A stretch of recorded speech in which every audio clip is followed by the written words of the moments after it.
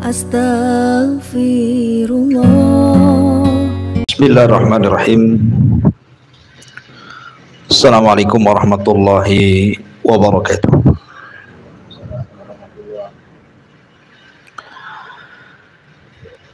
Alhamdulillah wassalatu wassalamu ala Rasulillah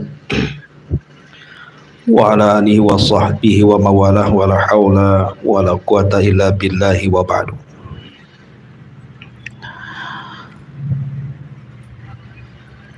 Alhamdulillah, segala puja dan puji hanya milik Allah Subhanahu wa taala. Salawat dan salam kita hadiahkan kepada Rasul kita Nabi besar Muhammad sallallahu alaihi wasallam. Kita lanjutkan kajian di malam hari ini, masih membahas tafsir singkat dari surah-surah pendek dalam juz Amma, dan kita masuk pada surah Ad-Duha. Surah Ad-Duha ini turun setelah suratul Fajr. Secara tertib dia masuk pada surat yang ke-93 dengan jumlah ayat 11, kemudian jumlah kalimat 40 dan jumlah huruf 164 huruf. Dan surah Ad-Duha ini surah Makkiyah, termasuk surat yang turun di awal-awal dakwah Nabi sallallahu alaihi wa ala alihi wasallam. Adapun sebab turun surah Ad-Duha ini disebutkan di dalam sejarah. Para pembesar Quraisy ini sebenarnya mereka secara hati membenarkan ajaran Nabi sallallahu alaihi wasallam dan Al-Qur'an yang diturunkan. Bahkan sebagian pembesar mereka, sebagaimana dijelaskan oleh Ibnu Hisham, seorang pakar sejarah. Jadi kalau malam hari di permulaan dakwah Nabi sallallahu alaihi wasallam, para pembesar Quraisy diantaranya Abi Sufyan, kemudian Abu Jahal, dan juga Akhnas Ibn Shuraik, kalau di malam hari mereka selalu bersembunyi satu dengan yang lainnya, tidak ada koordinasi. Jadi mereka datang sendiri-sendiri, ingin mendengarkan apa yang dibaca Nabi sallallahu alaihi wasallam dalam salat malam Nabi. Jadi ketika Nabi sallallahu alaihi wasallam membaca Al-Qur'an dalam salat itu, 3 orang pembesar Quraisy ini mendengarkan, tapi satu dengan yang lainnya tidak tahu. Apabila Nabi sallallahu alaihi wasallam sudah selesai salat, maka mereka pun bubar. Tiba-tiba berjumpa di tengah jalan. Jadi satu dengan yang lainnya mengetahui bahwa mereka sedang mendengarkan sembunyi-sembunyi bacaan Rasul dalam salatnya. Akhirnya kemudian satu di antara mereka saling mencela. Kemudian yang lainnya mengatakan, la ta'udu falau ra'akum ba'du sufahaikum la auqa'tum fi nafsihi syai'an.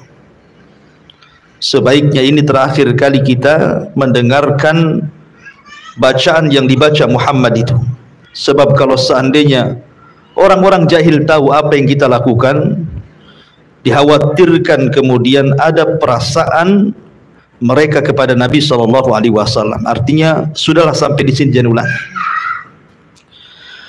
Tetapi bacaan Al-Quran itu bukan bacaan biasa. Quran itu menarik orang masalahnya. Sekali dengar pasti orang tertarik. Apalagi Al-Quran itu berbahasa Arab. Dan mereka para pembesar itu juga berbahasa Arab. Apalagi di zaman itu memang sedang gencar-gencarnya syair-syair yang dilantunkan orang-orang Arab, sehingga mereka makin penasaran kok berbeda yang dibaca Rasul dengan syair-syair yang diucapkan para pujangga. Sehingga kemudian mereka sepakat untuk tidak datang. Malam berikutnya mereka datang. Terus seperti itu. Dan setiap jumpa mereka mengatakan ini yang terakhir kali. Menunjukkan bahwa Al-Quran itu sebenarnya sudah masuk di dada-dada Abi Sufyan, Abu Jahal dan Akhnas ibn Syurek ini. Sehingga suatu waktu Akhnas ibn Syurek ini memanggil Abu Jahal, ngomong empat mata. Kemudian mengatakan, wahai Abu Jahal, kata Akhnas ibn Syurek kepada Abu Jahal, aku ingin bicara empat mata denganmu. Bagaimana pendapatmu tentang Muhammad itu? Bagaimana pendapatmu tentang Muhammad itu? Apakah dia dusta dengan ajaran yang dibawanya ataukah benar? Kata Abu Jahal, demi Allah aku tidak pernah mendengar dari lisan Muhammad itu sesuatu yang dusta. Artinya Abu Jahal membenarkan sebenarnya. Akan tetapi kata Abu Jahal, kalaulah bukan karena perselisihan kabilah diriku dengan kabilah Muhammad itu, maksudnya kabilah Rasul, kabilah Abdul Manaf dan kabilahnya Abu Jahal berselisih pendapat. Kemudian Akhnas ibn Syurek bertanya, ada masalah apa dengan kabilah Abdi Manaf itu? Maka Abu Jahal mengatakan, sesungguhnya kami bersaing dengan kabilah Muhammad itu untuk mendapatkan hati orang-orang Quraisy itu. Apabila mereka memberi makan haji, kami pun sama. Apabila mereka menghormati fuqara wal masakin, kami pun sama. Sehingga kami dengan kabilah Bani Abdul Manaf itu setara di tengah-tengah orang Quraisy. Tiba-tiba kemudian dari kabilah itu mengatakan, lana nabiyyun walastum binabi. Kami punya nabi dan kalian tidak punya nabi. Kami harus ngomong apa? Tak mungkin kami angkat dan katakan kami juga punya nabi. Sejak itulah maka permusuhan Abu Jahal dikarenakan sombong dan hasad, sehingga menolak hidayah Allah Subhanahu wa taala. Kembali ke kisah bahwa Nabi SAW sepanjang di Mekah dan Madinah tidak pernah meninggalkan qiyamul lail. Semenjak turun surah ya ayyuhal muzammil qumil laila illa qalila, maka sejak itu Rasul tidak pernah meninggalkan qiyamul lail kecuali 2 malam. Ketika di Mekah Nabi SAW tidak solat 2 malam karena Nabi SAW sedang sakit. Akhirnya Nabi SAW tidak solat 2 malam itulah menjadikan sebuah isu yang dikembangkan untuk menghalang-halangi dakwah Nabi SAW.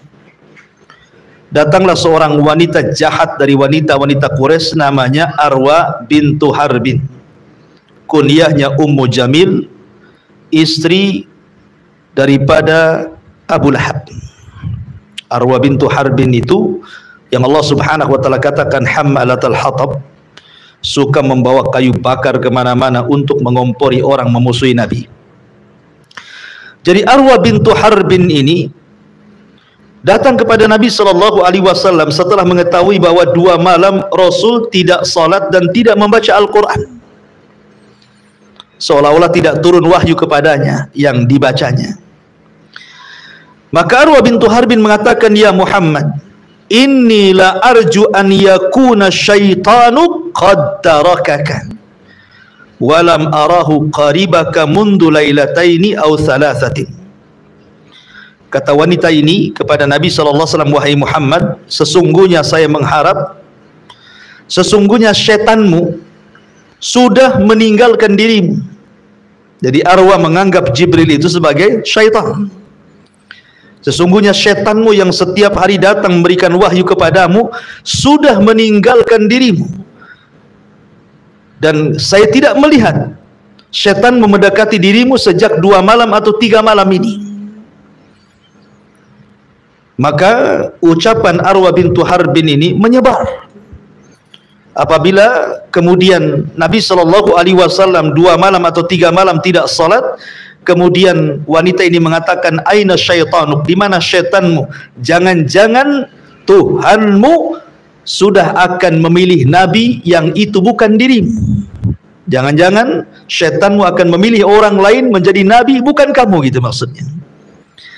Maka dari ucapan wanita ini yang sudah menyebar, menjadikan orang makin ragu-ragu kepada Nabi SAW. Dari sinilah turun ayat wadduha wal laili idza saja, ma wadda'aka rabbuka wa ma qala. Di sini ada kata-kata ma wadda'aka rabbuka wa ma qala, dan Rabbmu tidak mungkin meninggalkan dirimu apalagi membenci dirimu. Jadi ma wadda'aka rabbuka wa ma qala, bantahan kepada wanita jahat ini yang kemudian mengatakan kepada Nabi SAW, di mana syaitanmu? Kok sudah 2 malam 3 malam tidak datang? Jangan-jangan dia berpindah kepada orang lain untuk mengganti kenabian. Maka Allah katakan ma wadda'aka rabbuka wa ma qala. Ya, asbab nuzul daripada surah Ad-Duha. Baik. Ma'asyiral muslimin yang dimuliakan Allah Subhanahu wa taala. Kita masuk pada tafsir daripada surah Ad-Duha ini. Allah Subhanahu wa taala berfirman, wad-duha, demi waktu duha, wal laili idza saja, dan demi malam apabila telah sunyi. Ma'asyiral muslimin yang dimuliakan Allah Subhanahu wa taala. Kalau kita memperhatikan Al-Qur'anul Karim, apabila Allah bersumpah di beberapa ayat dalam surat dalam Al-Qur'an, itu kebanyakan Al-Qur'an itu, kalau kita perhatikan sumpahnya Allah lebih kepada bersumpah kepada waktu. Kita perhatikan banyak Allah itu bersumpah dengan waktu, kan? Seperti Allah mengatakan wal asri, demi waktu asar atau demi masa, wal fajri, demi waktu fajar, gitu ya. Kemudian di sini wadduha, demi waktu duha. Dan banyak sekali dalam Al-Qur'an itu Allah Subhanahu wa taala bersumpah dengan waktu. Boleh enggak seandainya ada seseorang yang sangat mencintai pasangannya bersumpah dengan waktu, wadduha, demi waktu duha aku mencintai dirimu, umpamanya. Seorang bersumpah dengan sumpah yang Allah jadikan sumpah dalam Al-Quran, kita katakan kepada pasangan kita, wadduha, demi waktu duha, sungguh wahai istriku aku cinta kepadamu. Maka kita katakan tidak boleh. Tidak boleh seseorang bersumpah kepada makhluk yang Allah ciptakan. Lalu kenapa Allah Subhanahu wa taala bersumpah dengan makhluk? Maka kita katakan Allah Subhanahu wa taala bersumpah dengan makhluk itu terserah Allah. Allah mau bersumpah dengan siapa saja kan terserah Allah. Jadi Allah Subhanahu wa taala bersumpah dengan makhluk sesuai kehendaknya. Tetapi makhluk tidak boleh bersumpah dengan makhluk, karena itu sebuah kesyirikan. Makanya Nabi SAW mengatakan man halafa bi ghairillahi faqad asyrak. Barang siapa yang bersumpah kepada selain Allah, maka dia telah menyekutukan Allah. Lalu apa hikmahnya? Kenapa Allah Subhanahu wa taala bersumpah dengan makhluk? Kata para ulama tafsir mengatakan bahwa ketika Allah Subhanahu wa taala bersumpah dengan makhluknya, tidak semua makhluk Allah jadikan sumpah dalam Al-Qur'an. Hanya makhluk-makhluk tertentu dan pilihan Allah. Karena setiap makhluk yang Allah Subhanahu wa taala jadikan sumpah dalam Al-Qur'an menunjukkan bahwa makhluk itu memiliki keistimewaan di hadapan Allah Subhanahu wa taala. Makanya tidak semua makhluk dijadikan sumpah. Hanya makhluk-makhluk tertentu saja yang Allah jadikan sumpah karena punya keistimewaan di hadapan Allah Subhanahu wa taala. Nah, ketika Allah Subhanahu wa taala bersumpah dengan waktu, ya karena waktu itu memiliki keistimewaan. Karena salah satu yang akan ditanya di hadapan Allah Subhanahu wa taala sejak kita mukallaf, dibebani syariat, sampai kita wafat, yang ditanya oleh Allah Subhanahu wa taala dalam rangka pertanggungjawaban kita di dunia, di akhirat, di hadapan Allah, semua bicara waktu. Contohnya Allah Subhanahu wa taala mengatakan, la tazulu qadama 'abdin hatta yus'al an arba'. Tidak akan bergeser kaki anak Adam untuk melangkah ke dalam titian kecuali ditanya 4 perkara. Semua bicara waktu. Pertama, an umrihi, tentang umurnya, fima afnah, kemana dia habiskan. Kemudian yang kedua, wa an syababihi fima ablah, masa mudanya, kemana dia lampiaskan. Kemudian yang ketiga, wa an ilmihi fima amila fi, tentang ilmu pengetahuan, sudahkah ia amalkan. Kemudian yang keempat, wa an malihi min aina iktasabahu wa fima anfaqahu, dan hartanya dari mana dia dapat, kemana dia belanjakan. Ini semua bicara waktu. Umur, waktu. Masa muda, waktu. Mencari ilmu, butuh waktu. Mencari harta juga butuh waktu. Membelanjakannya juga butuh waktu. Jadi semua berkisar tentang waktu. Maka di sini Allah ketika bersumpah dengan waktu menunjukkan memang istimewa waktu di hadapan Allah.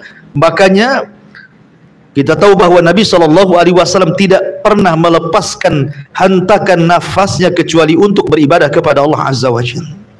Makanya kita sayang, terkadang ada orang yang menghabiskan waktunya bukan karena Allah. Contoh nih, sekarang jam 20.33. Ada orang-orang seperti antum datang ke majelis ilmu, menghabiskan waktu 1 jam atau 1 jam lebih untuk duduk di majelis ilmu di taman-taman sorga. Kita sedang duduk di taman sorga dan antum harus yakin kita sedang duduk di taman sorga ini. Tapi di jam 20.33 yang sama pada waktu ini, ada sebagian teman-teman kita yang justru sedang maksiat kan. Mereka sedang duduk di tempat-tempat diskotik, tempat-tempat maksiat. Itu semua akan dipertanggungjawabkan di hadapan Allah Azza wa Jalla. Oleh karena itulah maka Allah mengingatkan dalam Al-Quran senantiasa bersumpah dengan waktu. Lah dalam surah Ad-Duha ini Allah pilih waktu duha. Allah mengatakan wad-duha, demi waktu duha. Waktu duha ini ada yang mengatakan bahwa waktu duha itu ma'ruf mulai dari terbitnya matahari meninggi 1 tombak sampai zawal. Zawal itu sampai matahari tergelincir ke arah barat sedikit masuk waktu zuhur. Itulah waktu duha. Jadi waktu duha itu sejak terbit matahari sampai zawal, waktu tergelincir matahari ke arah barat masuk waktu zuhur, itulah disebut duha. Ada yang mengatakan tidak, maksud waktu duha itu ya dari pagi sampai sore. Itulah duha. Kenapa? Karena dalam ayat ini lawannya walaili idza saja, demi malam apabila telah menutup. Dan waktu malam itu ketika terbenam matahari sampai kemudian datang fajar shadiq atau ketika terbitnya matahari. Berarti waktu duha dalam ayat ini maksudnya dari pagi sampai sore gitu loh. Karena lawannya juga malamnya dari sejak maghrib sampai pagi gitu ya. Tapi yang jelas, kenapa Allah Subhanahu wa taala menjadikan duha sebagai sumpahnya? Karena waktu duha itu waktu nasyat, waktu harakat. Waktu orang semangat-semangatnya untuk bekerja, waktu orang bergerak-geraknya untuk berjalan, waktu orang itu kemudian sedang berjalan ke sana kemari untuk mencari maisha. Itulah waktu duha. Ya kan, semangatnya orang bekerja kan pagi sampai siang kan, kalau siang ke atas sudah mulai malas kan itu ya. Ya karena itulah kemudian dijadikan sumpah oleh Allah Subhanahu wa taala. Ma'asyiral muslimin yang dimuliakan Allah Subhanahu wa taala. Di dalam Al-Qur'an Allah Subhanahu wa taala ketika menyebut waktu salat, Allah hanya menyebut 3 waktu dalam sumpahnya kan. Waktu duha, dan di situ ada salat duha. Kemudian wal asri, demi waktu asar, dan di situ ada salat asar. Kemudian wal fajri, waktu fajar, dan di situ ada salat fajar. Dan Allah tidak menyebut wal maghrib, apalagi wal isya, apalagi wal zuhri, enggak kan? Ya, Allah tidak sebut tuh kalimat duhur, maghrib, isya. Allah hanya menyebutkan fajar, duha, asar. Kenapa? Sebagianlah mengatakan karena disitulah rahasia hidup manusia. Rahasia hidup manusia itu sejak fajar. Makanya kalau orang bangun di waktu fajar, maksudnya subuh, kemudian tidak tidur sampai syuruk, maka sesungguhnya dia telah mendapatkan berkah satu hari itu. Makanya Nabi SAW mengatakan, Allahumma barik li ummati fi bukriha. Ya Allah, berkahi umatku di waktu paginya. Maksud pagi di sini artinya waktu fajar sampai selesai subuh, sampai terbit matahari, itu waktu berkah. Disitulah kesempatan kita berdoa kepada Allah Subhanahu wa Ta'ala sebelum melangkahkan kaki setelah terbit matahari untuk bekerja. Minta kepada Allah agar mendapatkan rizki yang halal, mendapatkan rizki yang baik, mendapatkan rizki yang banyak, mendapatkan rizki yang berkah, supaya ketika melangkahkan kaki setelah terbit matahari sampai waktu asar, maka Allah Subhanahu wa Ta'ala akan berkahi kehidupan kita selama siang itu. Maka itu rahasia hidup manusia di situ. Ya. Dari sini Al-Imam Ibnul Qayyim mengatakan, siapa yang tukang tidur setelah subuh sampai terbit matahari, maka tidak akan diberkahi keluarganya, tidak akan diberkahi pekerjaannya, dan tidak diberkahi keluarganya dan juga usahanya. Hilang berkahnya. Ya. Ma'asyiral muslimin yang dimuliakan Allah Azza wa Jalla, bicara tentang duha, karena waktu duha itu ada solat yang sangat istimewa, dan itu seagung-agungnya solat sunnah di siang hari. Jadi solat sunnah yang agung setelah solat wajib di siang hari itu solat duha. Apa alasannya? Satu, karena solat duha itu dianggap sedekah, mewakili sedekah seluruh persendian badan kita. Kita tahu bahwa manusia itu punya berapa persendian? 360 persendian. Itu berdasarkan sabda Nabi. Dan sudah diteliti oleh pakar-pakar kesehatan. Memang jumlah persendian manusia itu sebagaimana sabda Nabi gitu ya. Jumlahnya 360 persendian dari kepala sampai kaki itu. Lah setiap hari Allah Subhanahu wa Ta'ala menuntut kita untuk memberikan sedekah dari 360 sendi itu. Tetapi kata Nabi SAW, tidak perlu kita memberikan sedekah dari 360 persendian. Cukup dengan solat duha itu mewakili semua sedekah 300 persendian, 360 sendi yang ada pada badan kita. Jadi agung sekali. Kemudian yang kedua, solat duha itu ikhwatu fiddin termasuk solatul awabin. Solatnya orang-orang yang mengharap dan kembali kepada Allah Subhanahu wa Ta'ala. Bayangkan, seafdal-afdalnya solat duha kapan?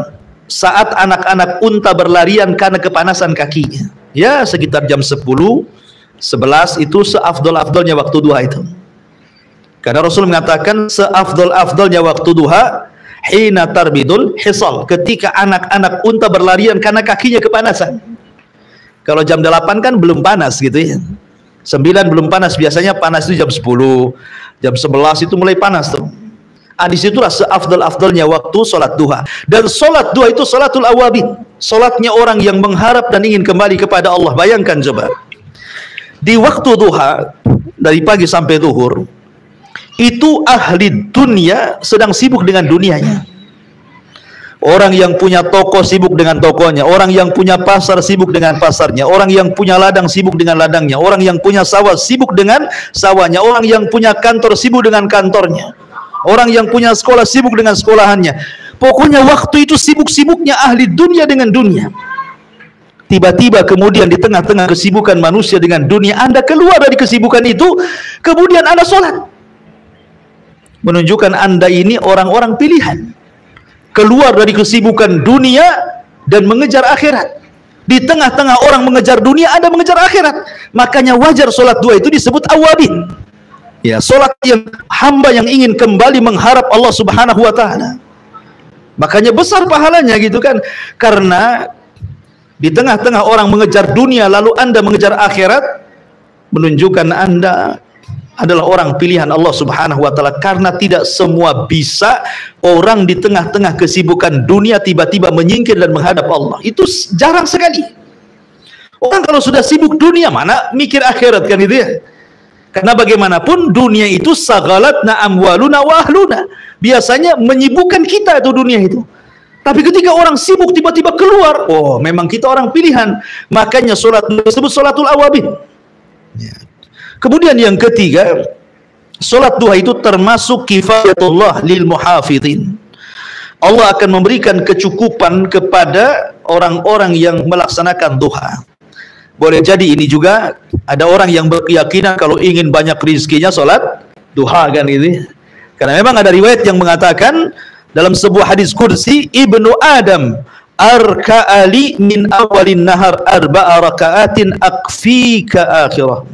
Kata Allah dalam hadis kursi, Ibnu Adam, anak Adam, telah ruku kepadaku dari awal siang, 4 rakaat itu sudah mencukupkan kepada dirimu, kepada orang yang sholat 4 rakaat itu dari awal sampai akhir. Allah cukupkan, Allah berikan kecukupan. Kemudian juga sholat duha ini memiliki pahala besar. Perhatikan sabda Nabi SAW, man sallat duha ithnatai asyrata rak'atan banallahu lahu qasran fil jannah. Barang siapa yang melaksanakan salat duha 12 rakaat, maka Allah Subhanahu wa taala akan bangunkan satu istana di sorga. Makanya karena waktu duha ini waktu yang luar biasa, Allah jadikan sebagai sumpah.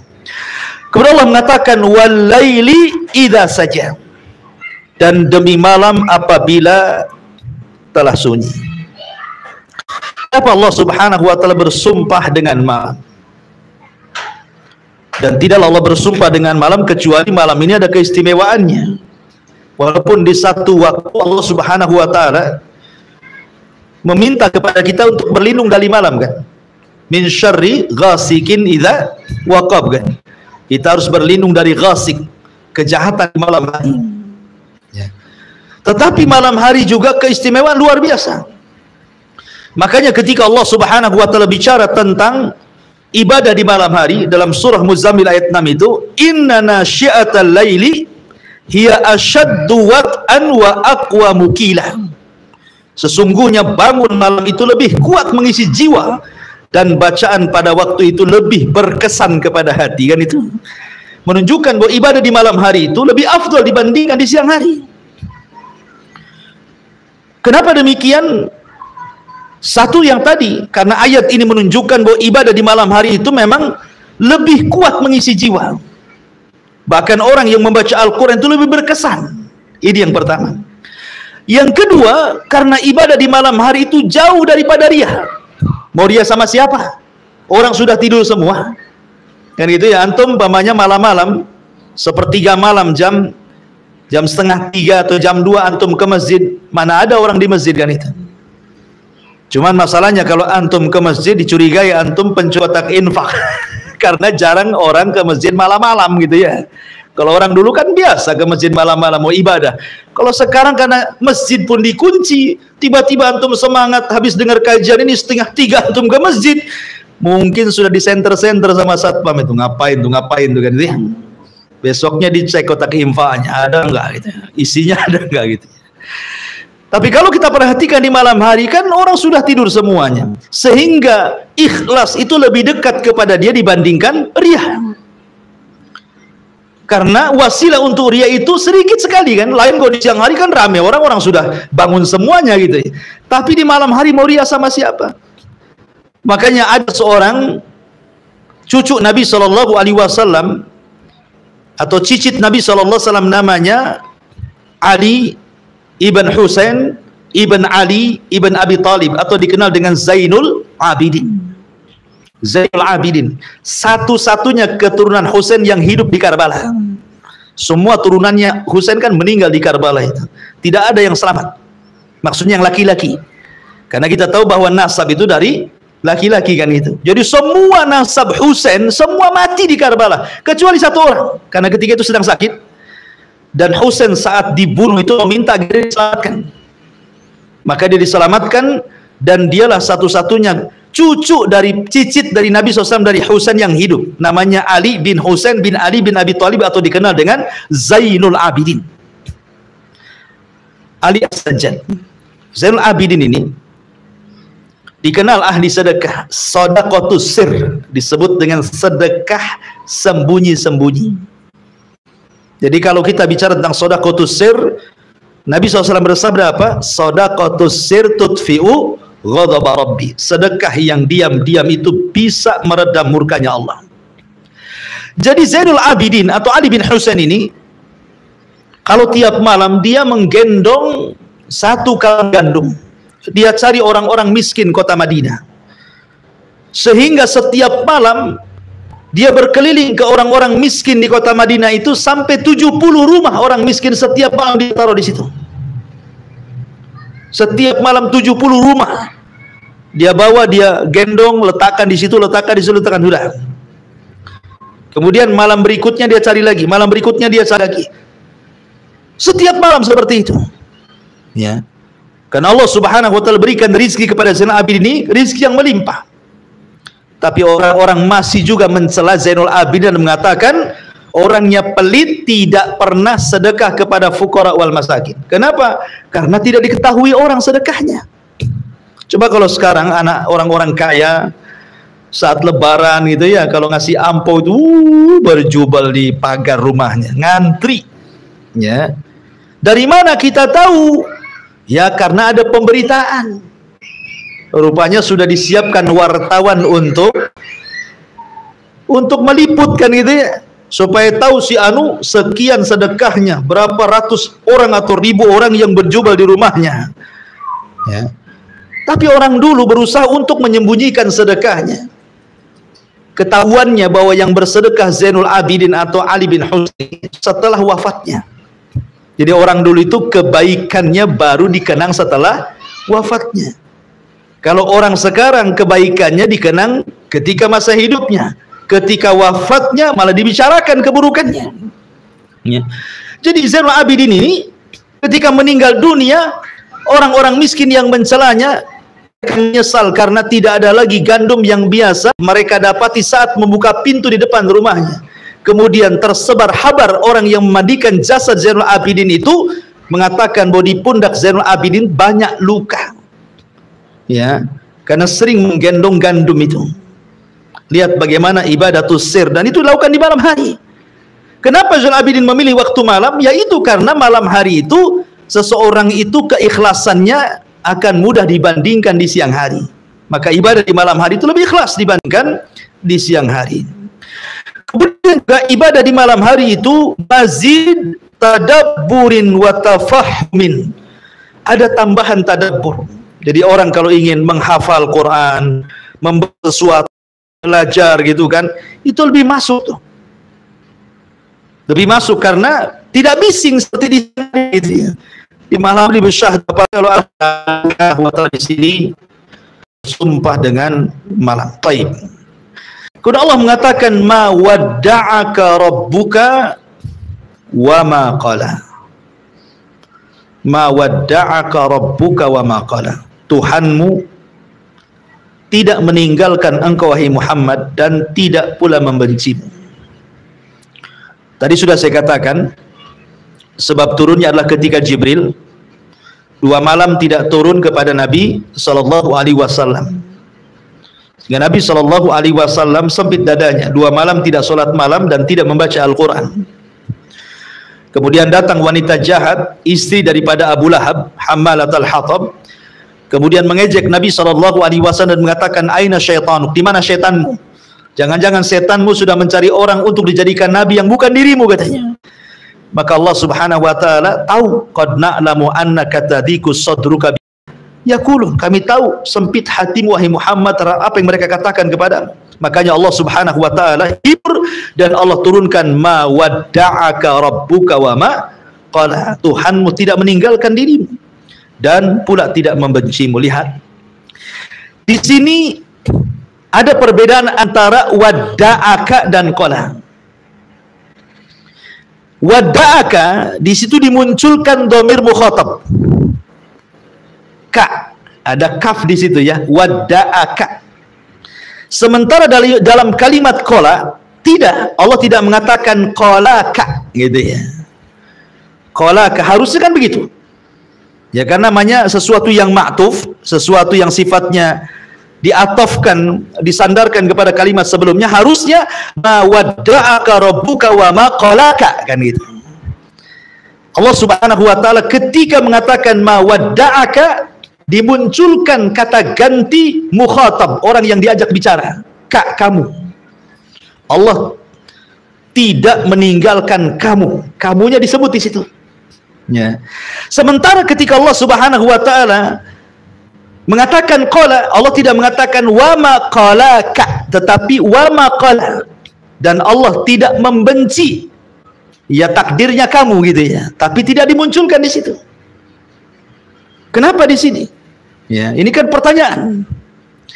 Perhatikan di sini, wadda'a itu artinya meninggalkan. Kalau seandainya Nabi Shallallahu Alaihi Wasallam dia bisa, kalau seandainya 2 hari ditinggalkan malaikat Jibril tidak turun wahyu, dia bersabar walaupun hatinya sempit ya. Tetapi kalau kemudian Nabi Shallallahu Alaihi Wasallam harus dibenci oleh Allah Subhanahu Wa Taala, maka dia tidak akan sabar, karena benci tidak mungkin berkumpul dengan rindu. Benci itu tidak mungkin berkumpul dengan cinta. Karena kalau orang membenci seseorang, hilang gambaran kebaikan orang itu. Sebagaimana kalau orang cinta dengan orang, hilang pula gambaran kebenciannya. Nggak mungkin cinta dengan benci berjumpa. Tetapi berpisah dan berjumpa mungkin. Bisa memungkinkan, kadang berpisah, kadang berjumpa kan. Tetapi benci dengan cinta itu tidak mungkin digabungkan. Makanya Allah mengatakan ma wadda'aka. Kalau hanya sekedar meninggalkan, maka dimunculkan ka-nya. Tapi ketika qala, tidak. Maknanya di sini ma wadda'aka, Allah tidak akan meninggalkan dirimu wahai Muhammad. Di sini ada kandungan bahwa Allah akan bersama Muhammad. Meninggalkan lawannya bersama, artinya Allah akan bersama Nabi. Kemudian wa maqala, Allah akan mencintai Nabi, karena lawan daripada benci adalah cinta, kan itu ya. Berarti ma wadda'aka rabbuka wa maqala, di sini Allah menjanjikan kepada Rasul bahwa aku akan bersama dirimu terus wahai Muhammad, dan aku akan terus cinta kepadamu. Nah, gitu maknanya. Ma wadda'aka rabbuka wa maqala. Dan konsekuensinya, kalau Allah Subhanahu wa taala sudah bersama Rasul, maka apapun yang terjadi dengan Rasul tidak akan memadaratkan Rasul.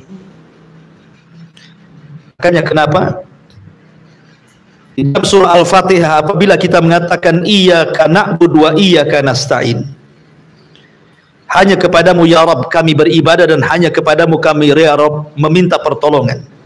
Kalimat nasta'in, meminta pertolongan, itu artinya kita meminta kepada Allah agar Allah Subhanahu wa taala jangan pernah meninggalkan kita pada setiap urusan kita. Inilah yang dijadikan doa Nabi Shallallahu Alaihi Wasallam.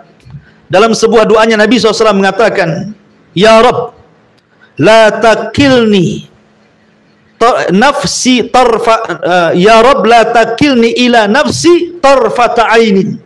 Ya Rabb, janganlah engkau bebankan diriku tanpa dirimu walaupun sekejap mata. Artinya, janganlah meninggalkan diriku wahai Rabb walaupun sekejap mata. Sebab, sering saya katakan berulang-ulang, kalau antum menghadapi sebuah masalah, dan masalah itu masalah besar, kalau Allah Subhanahu wa taala tidak ikut campur menangani masalah itu, maka selamanya tidak akan pernah ada jalan keluarnya. Tetapi sebesar apapun masalah kita, kalau Allah ikut campur dalam urusan kita, pasti sedikit demi sedikit akan muncul jalan keluarnya. Makanya pentingnya kita melibatkan Allah, gitu maksudnya. Lah ketika Allah Subhanahu wa taala menjanjikan kepada Rasul tidak akan meninggalkan Rasul, artinya bersama Rasul, maka kebersamaan Allah dengan Nabi sallallahu alaihi wasallam, apapun yang terjadi dengan Rasul tidak merugikan dia, karena ada Allah. Kemudian yang kedua, kalimat wa maqala. Wa maqala artinya Nabi sallallahu alaihi wasallam akan senantiasa mendapatkan kecintaan dari Allah Subhanahu wa taala dan tidak ada kebencian Allah sedikit pun kepadanya. Makanya kalau Allah Subhanahu wa taala sudah bersama seorang hamba dan Allah mencintai hamba itu, maka hamba itu sangat beruntung sekali. Ketika kita mencintai Allah, ketika kita mencintai Nabi sallallahu alaihi wasallam dan ingin terus mengikuti bersama Nabi sallallahu alaihi wasallam, maka Allah akan bersama kita dan mencintai kita. Makanya disinilah ada ibadah yang paling penting yang terkait dengan Nabi sallallahu alaihi wasallam. Ibadah itu apa? Ibadah sholawat. Ya. Kita disuruh untuk bersolawat kepada Nabi sallallahu alaihi wasallam, karena satu kali solawat dengan Nabi sallallahu alaihi wasallam, Allah cinta dengan kita. Balasannya berapa? 10 kali lipat salawat kita. Kalau kita bersolawat kepada Nabi satu kali, Allah cinta dengan kita karena kita mencintai Nabi. Ya. Termasuk juga syarat Allah mencintai kita adalah kita mengikuti jalan Nabi sallallahu alaihi wasallam. Qul in kuntum tuhibbunallaha fattabi'uni yuhibbukumullah. Katakan ya Muhammad kepada umatmu, kalau kalian cinta dengan Allah, ikuti aku, nanti Allah mencintai kamu. Ya. Ma'asyiral muslimin yang dimuliakan Allah Subhanahu wa taala, ma wadda'aka rabbuka wa ma qala. Kemudian Allah mengatakan walal akhiratu khairul laka minal ula. Dan sungguh yang kemudian itu lebih baik bagimu dari yang permulaan. Yang kemudian lebih baik daripada permulaan. Ada dua penafsiran para ulama. Yang pertama maksudnya yang kemudian lebih baik daripada yang permulaan, artinya dalam kehidupan Nabi sallallahu alaihi wasallam, maka setelah hijrah Nabi sallallahu alaihi wasallam, jauh kondisi Rasul lebih baik dibandingkan ketika Rasul berada di kota Mekah. Ya kan? Di kota Mekah Rasul ditekan, di kota Mekah Rasul diintimidasi, di kota Mekah Rasul dikatakan gila, dikatakan sihir, dikatakan macam-macam. Tapi kemudian setelah hijrah ke kota Madinah, kehidupannya jauh lebih baik. Termasuk juga kehidupan Nabi sallallahu alaihi wasallam itu semakin hari semakin baik ibadahnya kepada Allah. Jadi semakin hari berlalu datang, minggu pergi datang, bulan berlalu datang, tahun, dan terus sampai kemudian Rasul wafat, maka setelahnya jauh lebih baik daripada sebelumnya. Itu penafsiran yang pertama, dan harusnya kita seperti itu. Harusnya kita seperti itu, kan itu bentuk muhasabah kan. Muhasabah itu hari ini harus lebih baik daripada kemarin. Ya, minggu ini harus lebih baik daripada minggu kemarin, bulan ini harus lebih baik daripada bulan kemarin. Jangan sebaliknya. Karena itu akan menjadikan keburukan bagi kita. Karena orang yang setiap hari akan lebih baik kehidupannya, maka akan ditutup wafatnya seperti itu, husnul khatimah. Ya. Ataupun penafsiran yang kedua, maksudnya wal akhirah, ya akhirat maksudnya. Akhirat itu jauh lebih baik dibandingkan dunia. Akhirat itu jauh lebih baik dibandingkan dunia. Perhatikan ada beberapa poin. Pertama, ketika Al-Quran ataupun hadis-hadis Nabi SAW berbicara tentang qimatud dunia, harga dunia dibandingkan akhirat, sampai-sampai beberapa poin menjelaskan bagaimana qimatud dunia itu, harga dunia. Pertama dipermisalkan dengan bil kaili, dengan timbangan. Perhatikan hadis Nabi SAW. Wallahi mad dunya fil akhirati illa mithlu ma yaj'alu ahadukum isba'ahu hadhihi wa asyara Yahya bis sababati fil yam falyandur bima tarji. Kata Nabi sallallahu alaihi wasallam, demi Allah, permisalan dunia dengan akhirat itu seperti seseorang mencelupkan jarinya di tengah lautan, kemudian dicabut kembali, maka tetesan dari Jari dari air lautan itu, itulah dunia. Sementara lautan itu akhiratnya. Seperti itulah perbedaan dunia dengan akhirat. Jadi kalau kita celupkan jari di tengah lautan, kemudian kita angkat, tetesan inilah yang dijadikan rebutan satu dunia oleh manusia. Ya. Sementara akhirat itu bagikan lautan yang tanpa batas. Lihat di sini Allah, Nabi SAW mempermisalkan dengan kail. Ya. Kemudian yang kedua, mempermisalkan dengan dirham, dengan uang. Kata Nabi SAW, ketika sahabat Rasul dengan Nabi SAW lewat ke pasar, tiba-tiba kemudian berjumpa dengan kambing, bangkai kambing yang cacat. Kemudian Nabi SAW mengatakan kepada para sahabatnya, maukah di antara kalian membeli bangkai kambing yang cacat ini dengan 1 dirham? Mempermisalkan dengan dirham, dengan uang. Kata Nabi SAW, ayyukum yuhibbu anna hadalahu bidirhamin. Maukah di antara kalian membeli bangkai kambing yang cacat dengan 1 dirham ini?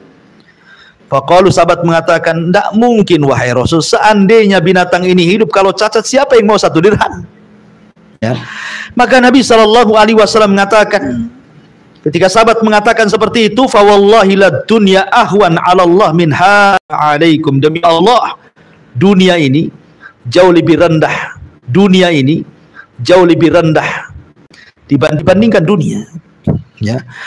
Kemudian juga Nabi SAW mempermisalkan dengan masahah, dengan jarak gitu ya. Kata Nabi SAW, maudhi'u sauti fil jannati khairun minad dunya wa ma fiha. Tempat cemeti di sorga itu jauh lebih baik dibandingkan dunia dan isinya. Ya. Bahkan Nabi Allah Subhanahu wa taala mempermisalkan dengan tijariyah, dengan perniagaan. Allah mengatakan, la yaghurrannaka taqallubul ladzina kafaru bil bilad. Jangan kalian terpukau dengan orang-orang kafir yang kesana kemari berniaga, sehingga ini jadi orang kaya, pengusaha, punya PT kesana kemari, punya perusahaan di berbagai negara. Jangan kau terperdaya dengan mereka dan terpukau dengan mereka, kata Allah. Kenapa? Mata'un qalil summa ma'wahum jahannam wa bi'sal mihad. Kan itu hanya kenikmatan sebentar, tetapi ujung daripada kehidupan mereka di akhirat, mereka akan masuk ke dalam jahanam, dan itu seburuk-buruk tempat bagi mereka. Biasanya orang kalau melihat orang kaya seperti orang-orang di zaman Qarun. Ketika melihat Qarun, mereka mengatakan, kapan aku jadi seperti Qarun, kan begitu. Kan gitu ya. Nah, ketika kita melihat ahlu dunia itu kan berangan-angan seperti ahli dunia, kan itu. Ketika ada orang punya mobil bagus, kapan lah saya punya mobil kayak dia. Ada rumahnya tingkat, kapan rumah saya ditingkat. Ketika orang punya ini, kapan saya seperti itu. Seperti itu angan-angannya manusia. Makanya Allah Subhanahu wa taala mengatakan, la yaghurrannaka taqallubal ladzina kafaru bil. Jangan terpukau dengan orang-orang kafir yang kesana kemari mencari dunia sampai kaya. Kenapa? Karena itu mata'un qalil, kata Allah. Itu kenikmatan sebentar. Mereka tidak akan hidup lama. 70 tahun, contoh umpamanya ada pengusaha besar ketimpa kontainer, mati dia. Sampai di situlah dunianya. Ya, sampai di situ dunianya. Untuk siapa ahli waris rebutan? Ya, jadi disinilah dikatakan wal akhiratu khairun laka minal ula. Akhirat jauh lebih baik dibandingkan dunia. Kemudian Allah mengatakan wala saufa yu'tika rabbuka fatardha. Dan sungguh Tuhanmu pasti memberikan karunia kepadamu sehingga engkau menjadi puas, menjadi redha. Wala saufa yu'tika, dan kelak Allah akan memberikan kepadamu ya Muhammad Rabbmu fatardha, dan engkau akan puas. Ya, karena Allah Subhanahu wa taala sudah banyak memberikan keutamaan kepada Nabi sallallahu alaihi wasallam di dunia dan di akhirat. Perhatikan, di dunia Allah Subhanahu wa taala memuji Rasul dengan baiknya akhlak. Allah katakan manusia terbaik di kolong langit yang akhlaknya dipuji oleh Allah secara langsung dalam kitabnya hanyalah Rasul. Wa innaka la'ala khuluqin azim. Dan itu pemberian yang luar biasa. Ya. Kemudian yang kedua, Allah Subhanahu wa taala memberikan tazkiyah kepada Nabi sallallahu alaihi wasallam sebagai Nabiyur Rahmah. Wa ma arsalnaka illa rahmatan lil alamin. Kemudian yang ketiga, Allah Subhanahu wa taala menjaga Nabi. Makanya nanti ada kalimat wa wajadaka yatiman fa'awa kan. Rasul itu terakhir yatim. Tetapi lihat bagaimana Allah Subhanahu wa taala memberikan inayahnya. Kebanyakan anak yatim itu ditelantarkan kan itu. Kebanyakan anak yatim. Umumnya anak yatim itu ditelantarkan. Tapi Nabi tidak pernah ditelantarkan oleh Allah Azza wa Jalla. Habis ibunya meninggal, berpindah kepada pamannya Abdul Muttalib. Abdul Muttalib meninggal, berpindah kepada Abu Talib. Abu Talib meninggal, kemudian berpindah kepada Khadijah. Khadijah meninggal, berpindah kepada orang-orang Ansar, dan begitu seterusnya. Ini pemberian Allah di dunia, ya kan? Termasuk juga Allah jadikan Nabi itu sebagai khatamul anbiya, penutup para nabi. Tidak ada nabi sepeninggalnya, dan itu pemberian luar biasa. Termasuk Allah mengampuni dosanya yang telah, yang sedang, dan yang akan datang. Termasuk juga Al-Quran ketika menyebutkan panggilan para nabi, Allah tidak pernah menyebut nama ya Muhammad, tidak. Tetapi nabi-nabi yang lain dipanggil namanya, ya Adam uskun anta wa zawjukal jannah, ya Nuh, ya Ibrahim, ya Musa, ya Isa. Tapi Allah memanggil ya ayyuhan nabi, tidak pernah dipanggil namanya. Dan itu pemberian Allah yang luar biasa. Termasuk di dalamnya Allah Subhanahu wa taala memberikan kemuliaan kepada Rasul, sehingga ada beberapa kekhususan bagi Rasul yang tidak diberi kepada para nabi yang lainnya. Seperti diberikan rasa takut musuh perjalanan 1 bulan sebelum tentara Rasul datang gitu ya. Atau tanah di bumi boleh dijadikan sujud, sementara agama-agama yang sebelumnya tidak boleh kita ibadah di mana saja, harus tempat ibadah. Tapi Islam boleh sholat di mana saja, di jalan raya, di trotoar pun kalau memang terdesak kan itu ya, boleh sholat di situ. Ya, tapi jangan untuk konten. Jangan pula untuk konten sholat di trotoar. Seperti yang masyhur sekarang, ada orang kawin dengan kambing. Kan itu ya. Lagi masyhur itu. Kawin dengan kambing, ada penghulunya, ada saksinya, ada kuahnya, ada maharnya. Setelah diadili MUI katanya konten, tapi kan ini penghinaan, tidak boleh. Ya, kawin itu ibadah sakral. Ya, kambingnya pula cantik. La haula wala quwata illa billah. Ini gara-gara ada media medsos ini, gara-gara konten orang berani menghina agama. Betapa banyak orang yang menghina Islam, menghina Nabi gara-gara konten. Nauzubillah. Hanya gara-gara pundi-pundi rupiah nggak seberapa jadi YouTuber, dosanya banyak di hadapan Allah Subhanahu wa taala. Adapun di akhirat sudah jelas. Wala saufa yu'tika rabbuka fatarda. Engkau akan diberikan macam-macam dan engkau akan puas. Bagaimana tidak Nabi diberikan maqaman mahmudah, kedudukan yang sangat terpuji, yang tinggi pada hari kiamat, berupa apa? Syafaatul uzma, syafaat besar. Semua nabi tidak bisa memberikan syafaat, Nabi pula mampu memberikan syafaat. Allah izinkan memberikan syafaat kepada semua manusia, bukan kepada umatnya saja. Ya. Kemudian Nabi SAW orang yang pertama kali diizinkan meniti titian siratal mustaqim. Dialah yang pertama kali meniti titian siratal mustaqim. Bahkan Nabi SAW orang yang pertama kali bangun saat tiupan trompet sangkakala yang kedua pada hari kebangkitan. Dialah yang pertama kali bangkit. Ya. Bahkan Nabi SAW akan menjadi pemimpin orang-orang awal, bahkan pemimpin para nabi dan para rasul pada hari kiamat. Termasuk Nabi SAW orang yang pertama kali membuka pintu sorga, dan dia pula orang yang pertama kali masuk ke dalam sorga. Bahkan umatnya 2/3 sorga. Ya. Artinya bahwa ini Allah Subhanahu wa taala janjikan wala saufa yu'tika, dan kelak Allah akan memberikan kepadamu rabbuka, Rabbmu, fatardo, dan akan puas dirimu dengan pemberian Allah. Ya. Kemudian Allah Subhanahu wa taala baru setelah itu mengingatkan kepada Nabi SAW atas pemberian yang banyak itu. Rasul diingatkan oleh Allah, alam yajidka yatiman fa'awa. Bukankah Allah mendapatimu sebagai anak yatim, lalu dia melindungi wahai Muhammad? Ingat sejarahmu. Ya, jas merah bahasanya ya. Jangan lupakan sejarah gitu ya. Harus ingat dengan sejarah. Ingat di masa kecil wahai Muhammad. Ketika Nabi SAW dalam kandungan ibundanya Aminah, kemudian safar bersama ayahnya Abdullah ingin berniaga ke Syam, kemudian mampir di kota Madinah. Tapi Allah takdirkan ayahnya Abdullah terkena penyakit humma Yathrib, wabah Yathrib, demam Yathrib, mengakibatkan kematian ayahanda Rasul Abdullah karena demam itu. Ya, semacam wabah. Sementara Nabi SAW masih dalam kandungan ibundanya Aminah. Maka Nabi SAW kemudian terlahir yatim, bahkan seyatim-yatimnya anak yatim adalah ketika lahir dan ayahnya meninggal dalam kandungan. Itulah Nabi seyatim-yatimnya anak yatim. Kemudian setelah Nabi SAW lahir, maka yang menyusui setelah Aminah adalah siapa? Thuwaibah. Karena ketika itu Thuwaibah sedang punya anak namanya Masruh. Thuwaibah itu budaknya Abu Lahab. Dia baru melahirkan dan punya anak namanya Masruh, sehingga kalau ibu punya anak bayi kan keluar susunya. Maka Nabi SAW karena memang kondisi susu ibundanya kurang baik, maka disusukan kepada Thuwaibah. Ketika tahu Rasul suka dan mau menyusu kepada Thuwaibah, Abu Lahab ketika itu sangat bahagia. Karena bahagianya dengan kelahiran Rasul dan budaknya kemudian mau menyusui Rasul mau bersusu kepada Thuwaibah, maka sebagai imbalannya Abu Lahab memerdekakan budaknya Thuwaibah ini. Abu Lahab bahagia karena Abu Lahab tidak tahu bahwa nanti dia akan jadi nabi, kan itu permusuhannya kan setelah jadi nabi. Justru di awal-awal Abu Lahab itu suka dengan Nabi. Buktinya karena budaknya diminum susunya oleh Rasul, langsung dimerdekakan tuh Thuwaibah itu.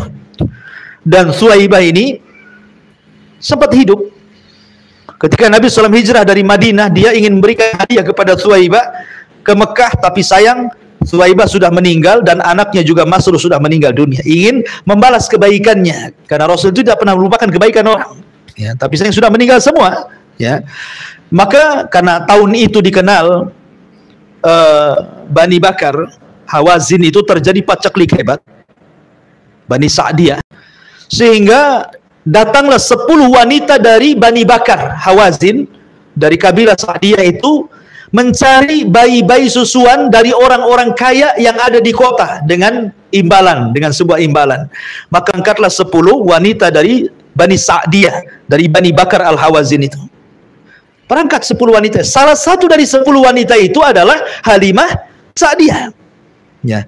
Lah 9 wanita ini sudah lebih dulu, padahal berangkatnya sama-sama.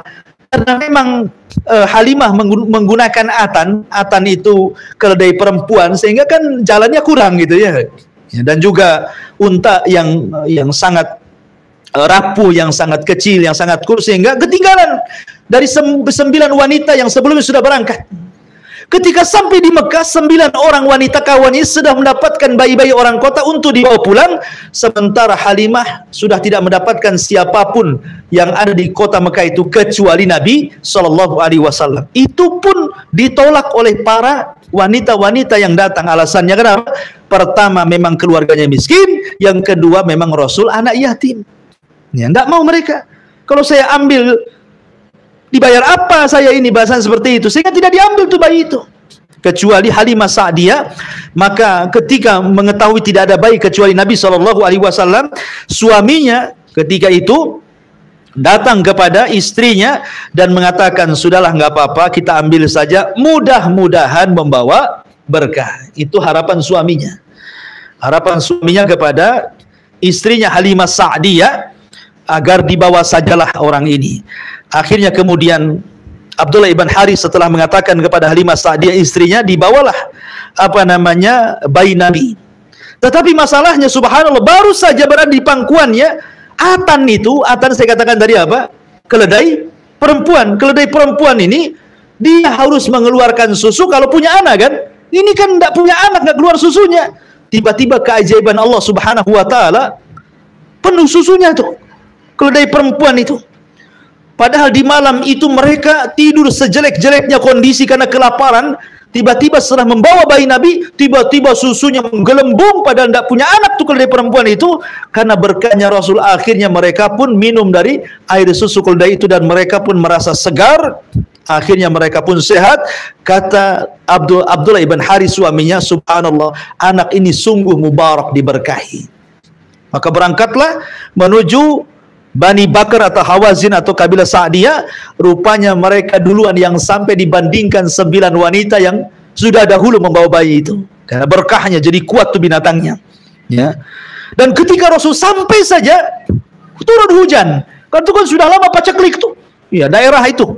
Tiba-tiba turun hujan. Nah, ini berkah yang kedua. Kemudian kambing-kambing di daerah itu gemuk-gemuk dengan kehadiran Nabi SAW, dan intinya banyak sekali. Namun sayang ketika usia Rasul, ada yang mengatakan 4, ada yang mengatakan 6 tahun, terjadi pembelahan dada sehingga mengkhawatirkan Halimah jangan-jangan setan datang, padahal itu Jibril.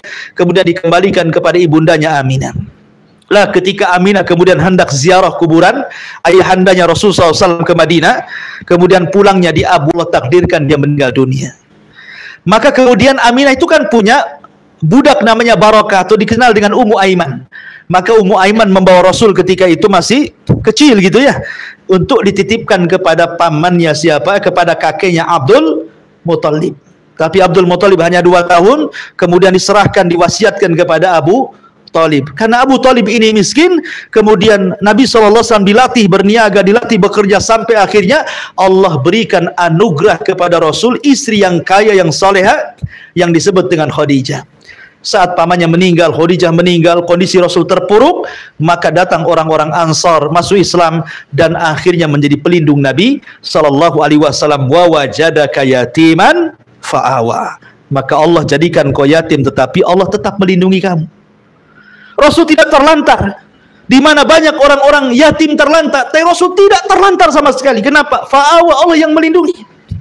Dari tangan ke tangan kan itu. Dari ibundanya ke Suwaibah, dari Suwaibah ke Halimah, dari Halimah ke Abdul Muthalib, dari Abdul Muthalib ke Abu Talib, dari Abu Talib kepada Khadijah, dari Khadijah sampai kepada Ansar. Kan itu ya. Fa'awa. Ya, Allah Subhanahu wa taala melindungi Nabi sallallahu alaihi wasallam. Kemudian Allah mengatakan wa wajadaka dhallan fahada. Dan dia Allah mendapati dirimu sebagai orang yang tersesat, lalu dia memberikan petunjuk. Ingat kalimat dolal, dolan, tersesat itu bukan lawan petunjuk. Nabi bukan kafir kemudian masuk Islam, bukan. Ya, maksudnya dolan di sini kata para ulama, seperti yang dikatakan Syekh Muhammad Amin Al-Shinqiti rahimahullahu taala. Dolan tersesat di sini maksudnya Rasul itu tetap berada di atas agama Ibrahim. Karena Allah Subhanahu wa taala yang mengatakan kan, fitratallahi allati fataran nas. Jadi Nabi SAW walaupun di tengah-tengah para penyembah berhala, Rasul tidak pernah menyembah berhala. Tidak pernah tersesat jadi orang musyrik, tidak. Tidak pernah tersesat jadi orang kafir, tidak. Rasul itu agamanya Hanif. Agamanya Hanif artinya mail anisyirki, jauh daripada kesyirikan. Dia tahu Allah, dia mentauhidkan Allah secara umum, tetapi dia tidak tahu bagaimana cara menyembahnya. Karena belum ada syariat solat, belum ada syariat zakat, belum ada syariat puasa, belum ada syariat haji, belum ada syariat macam-macam. Tetapi secara umum Rasul itu mentauhidkan Allah. Cuman bingung dia, bagaimana cara menyembahnya gitu ya. Makanya Allah mengatakan wa wajadaka dhallan. Ya, dia mendapati dirimu sedang bingung. Tetapi fahada, lalu dia memberikan petunjuk, baru turun wahyu. Ada perintah sholat, zakat, puasa, haji, baca Quran, berzikir, macam-macam, birrul walidain, ya kan? Macam-macam syariat itu datang kepada Nabi SAW. Maka Allah memberikan petunjuk bagaimana cara yang rinci beribadah kepada Allah Subhanahu wa taala. Wa wajadaka dhalan fahada. Kemudian Allah mengatakan wa wajadaka ailan fa'aghna. Dan dia mendapatimu sebagai orang yang kekurangan, lalu dia memberikan kecukupan. Ada 4 penafsiran para ulama. Apa yang dimaksud? Dia mendapatimu sebagai orang yang kekurangan, lalu memberikan kecukupan. Yang pertama, seperti yang saya katakan tadi, Allah Subhanahu wa taala memberikan kecukupan kepada Rasul dengan tarbiyah Abu Talib. Kemudian setelah paman-pamannya meninggal, kemudian dengan hartanya Khadijah. Ya. Kemudian dengan pertolongan Abu Bakar, hartanya Abu Bakar. Jadi Nabi SAW diperkaya dengan tarbiyah Abu Talib, dengan hartanya Khadijah, dengan hartanya Abu Bakar. Karena Rasul yang mengatakan pintu masjid tertutup bagi kalian kecuali Abu Bakar. Karena seolah-olah harta dia adalah harta diriku. Maka Allah berikan kecukupan dengan itu. Termasuk juga dengan pertolongan orang-orang Ansar. Ini penafsiran yang pertama. Penafsiran yang kedua, kalimat fa'aghna, lalu dia mencukupi, artinya Nabi SAW diberikan para sahabat yang betul-betul setia dengan Nabi SAW sampai mereka rela mengorbankan jiwa dan harta mereka untuk agama. Allah cukupi dengan itu. Kemudian yang ketiga dengan qanaah. Allah Subhanahu wa taala berikan keleluasan hati Rasul. Ketika Umar bin Khattab radhiyallahu an melihat Rasul sedang tertidur di atas pelepah kurma, ada bekas-bekas pelepah kurmanya itu. Kemudian kata Umar, ya Rasulullah, Raja Kisra lah enggak seperti kamu, Raja Kaisar enggak seperti kamu, orang-orang Persia itu. Kenapa kamu seperti ini? Layaknya kok seperti mereka lah, kan begitu. Kata Rasul SAW mengatakan, ya Umar, apakah engkau merelakan dunia dan meninggalkan akhirat? Sungguh akhirat lebih baik dibandingkan dunia. Sungguh akhirat jauh lebih baik dibandingkan dunia. Jadi Nabi SAW diberikan kelebaran hati, dan itulah kekayaan yang sesungguhnya. Ketika hati seseorang lapang, maka lapanglah dunia baginya. Ketika hati itu sempit, maka sempitlah dunia baginya. Kemudian yang nomor 4, penafsiran para ulama, artinya dulu engkau miskin, tidak bisa berhujjah, tidak bisa membantah, tapi Allah berikan Al-Quran kepadamu sehingga engkau bisa membantah, engkau kaya hujjah sekarang. Ada juga yang mentafsirkan seperti itu. Engkau sudah kaya dalil. Kalau orang musyrik mengatakan seperti ini, kau bisa berhujjah dengan Quran kepada mereka. Ada juga yang mentafsirkan wa wajadaka ailan fa'agna, artinya diberikan kekayaan hujjah sehingga bisa berhujjah kepada orang-orang kafir. Kemudian di sini sebagai jawabannya, fa'ammal yatima fala takhar, maka terhadap anak yatim janganlah engkau berlaku kasar. Seolah-olah Allah mengatakan begini, ya Muhammad, dulu engkau pernah yatim, kemudian aku merawatmu dengan cara seperti itu, berpindah-pindah tangan sampai kepada orang-orang Ansor melindungi. Maka sebagai imbalannya kepadaku, kalau engkau dapati anak yatim karena engkau juga pernah yatim dan aku rawat, ingat, kau pernah yatim, jangan membentak mereka. Karena begini ikhwan, anak yatim itu sudah tidak punya sandaran lagi. Kalau binatang dikatakan yatim kalau meninggal ibunya.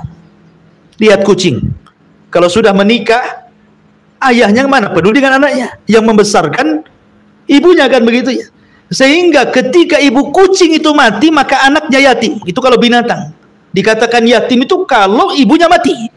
Tapi kalau manusia berbeda, dikatakan yatim kalau ayahnya meninggal. Anak yatim ini, kalau ayahnya meninggal yang merupakan orang yang bertanggung jawab memberikan perhatian, tiba-tiba lingkungannya tidak ada yang memperhatikan dia, maka dia akan menaruh dendam kepada banyak manusia.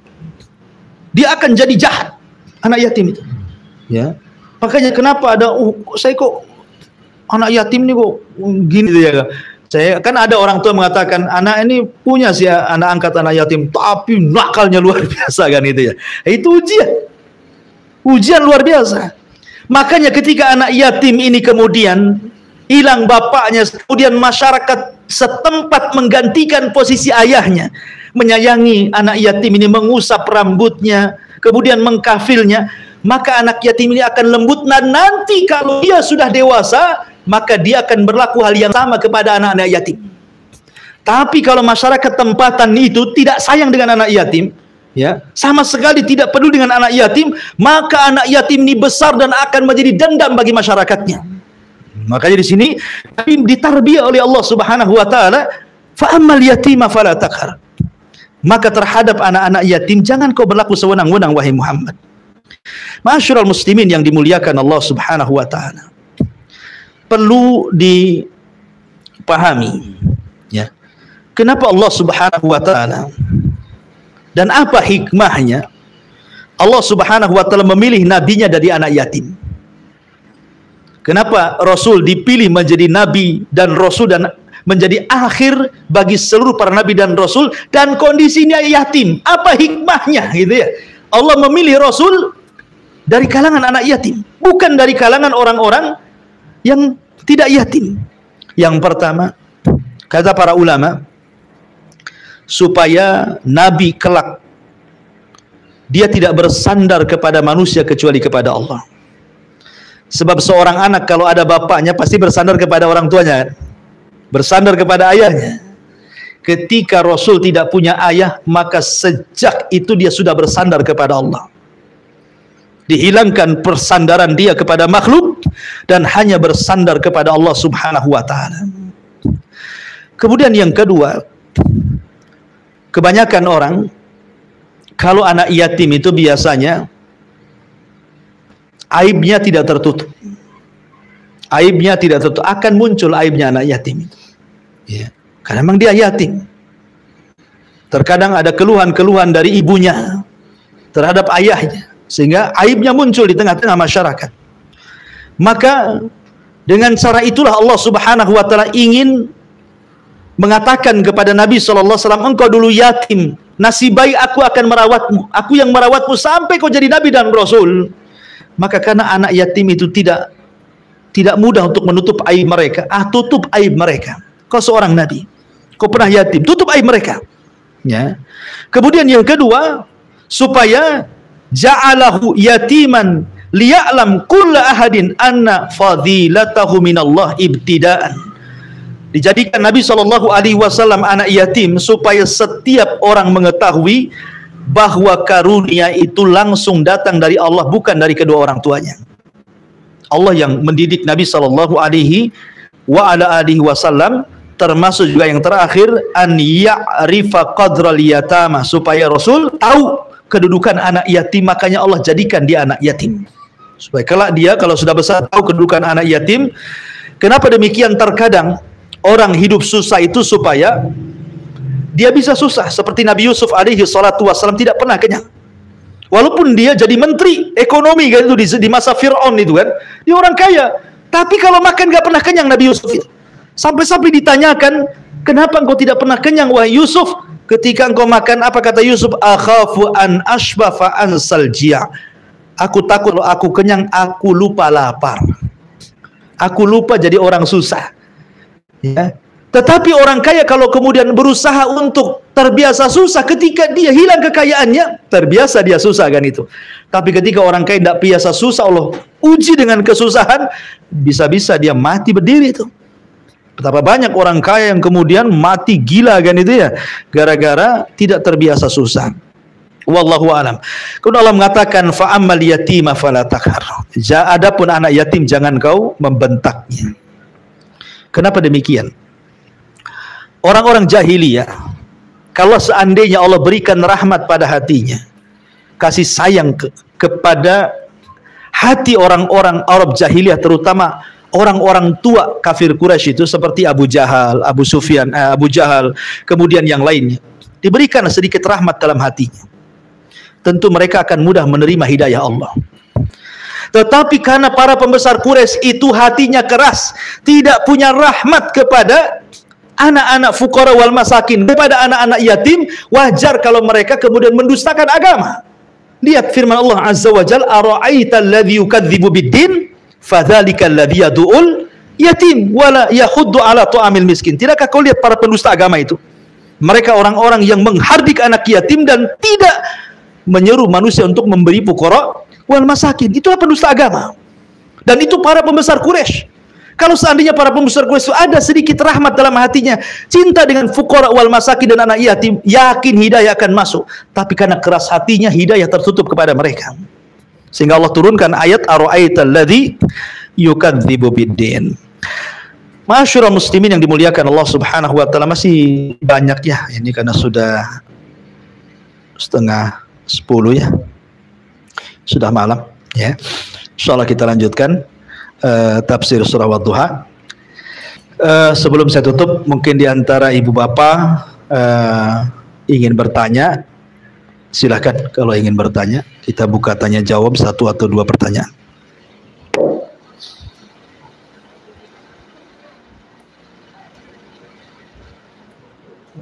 Ya, silakan.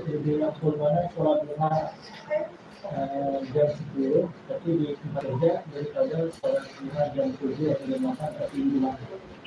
Iya. Lebih afdal mana sholat duha, di pagi hari atau di siang hari? Gak usah bicara tempat kerja atau di rumah, karena kita bicara tentang waktu. Ya.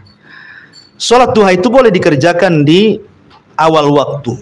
Makanya ketika para ulama bicara tentang sholat syuruk, dalam hadis Nabi SAW, siapa yang sholat subuh berjamaah dan tidak beranjak dari tempatnya, dia berzikir kepada Allah, kemudian muncul matahari sampai meninggi 1 tombak, kemudian dia sholat 2 rakaat, sholat syuruk, maka pahalanya sama dengan haji dan umrah secara sempurna. Ketika ulama bicara tentang sholat syuruk, ada sebagian ulama mengatakan syuruk itu duha yang diawalkan. Jadi ada sebagian ulama yang mentafsirkan atau berpendapat bahwa sholat syuruk itu adalah sholat duha yang diawalkan.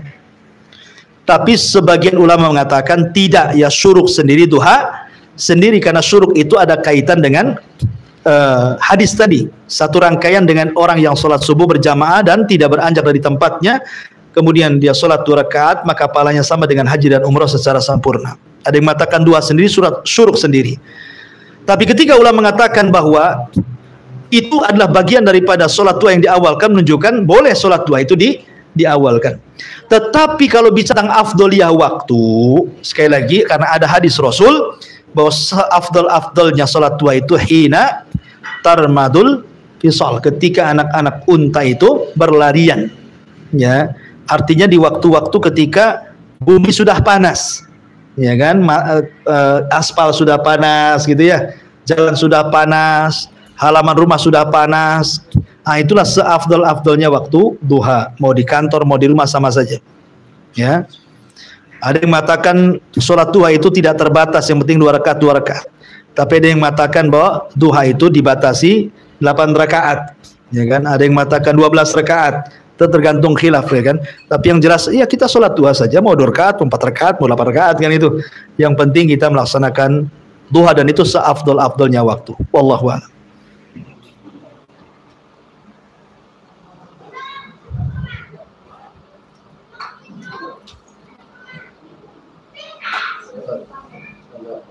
Tadi kan sholat duha 12 rakaat akan dibawakan istana. Kalau sholat rawatib 12 rakaat. Bukan, itu duha. Itu duha. Kalau sholat sunnah rawatib Lain lagi, ada lagi? beda itu. Ya beda. Ya, itu keutamaan duha sendiri, karena banyak amalan-amalan yang menjadikan Allah akan bangunkan istana di sorga. Seperti orang membaca qul huwallahu 10 kali dalam sehari semalam, dibangunkan istana di sorga. Orang yang bangun masjid akan dibangunkan istana di sorga. Orang yang menjaga sholat sunnah rawatib akan dibangunkan istana di sorga. Orang yang menjaga sholat duha akan dibangunkan. Itu banyak. Dan itu keistimewaan sebagai bentuk basyir, ya, kabar gembira. Karena kita ini kan perlu wa'id wal wa'du. Dalam agama ini kan ada ancaman, ada janji, gitu ya, supaya tidak jomplang. Jangan ditakut-takuti nanti akhirnya orang ngedown, gitu ya. Jangan pula tidak diberikan harapan, akhirnya malas. Makanya ada al-khauf wal khub wal roja, itu penting dalam ibadah supaya tidak jomplang, ya. Wallahu a'lam. Ya, cukup karena dibatasi 2. Subhanakallahumma bihamdika asyhadu an la ilaha illa anta astaghfiruka wa atubu ilaik. Allahu ta'ala alam. Assalamualaikum warahmatullahi wabarakatuh.